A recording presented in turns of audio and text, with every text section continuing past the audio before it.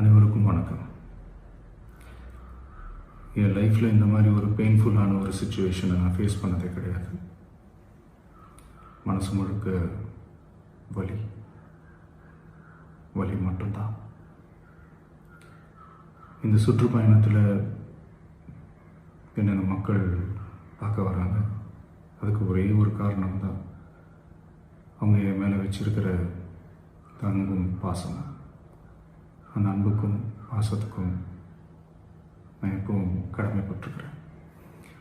அதனால தான் இந்த சுற்றுப்பயணத்தில் மற்ற எல்லா விஷயங்களையும் தாண்டி மக்களுடைய சேஃப்டி, அதில் எந்த காம்ப்ரமைஸும் பண்ணிடக்கூடாதுன்றதுக்காக தான் அது என் மனசில் ரொம்ப ஆழமாக இருக்கும் அந்த எண்ணம்.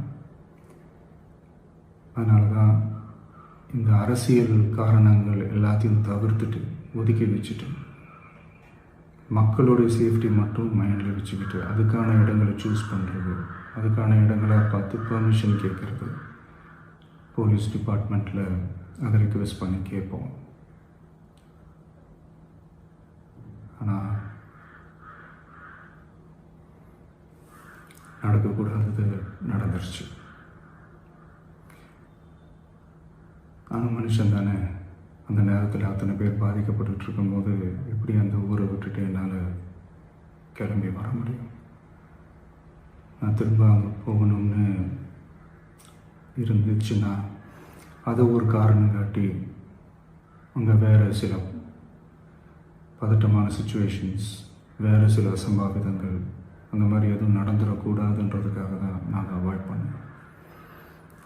இந்த நேரத்தில் சொந்தங்களை இழந்து தவிக்கிற அத்தனை குடும்பங்களுக்கும் என்னுடைய ஆழ்ந்த இரங்கலை தெரிவிச்சுக்கிறேன். எனக்கு தெரியும், என்ன சொன்னாலும் இது ஈடையாகாதுன்னு எனக்கு தெரியும்.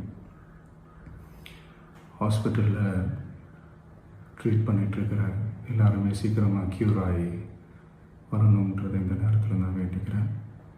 கூடிய சீக்கிரமே உங்கள் எல்லாரையும் நான் சந்திக்கிறேன்.